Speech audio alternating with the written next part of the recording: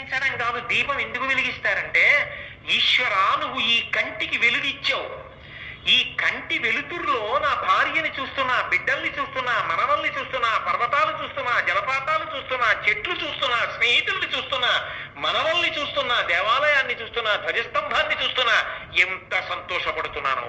ఇన్ని సుఖాలకి కారణం నువ్వు కంటికి ఇచ్చిన వెలుగు కదూ. నువ్వు ఇంత వెలుగు నా కంటికి పెట్టి ఇన్ని సుఖాలు అనుభవించడానికి నన్ను కారణం చేశావు.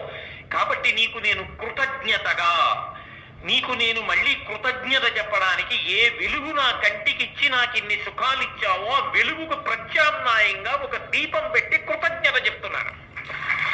ఆ భావన ప్రధానం. అంతేగాని ఈ నూనె అయినా, నెయ్యి అయినా, మూడొత్తులైనా, రెండొత్తులైనా, ఐదొత్తులైనా, ఇటు తిప్పనా అటు తిప్పనా ఎన్నాళ్ళు మాట్లాడతావు? అది ఎన్నాళ్ళు కర్మ దగ్గర ఆగిపోతావు. కర్మ తజ్జడం అంటారు ఉపదేశ సారంలో రమణ మహర్షి.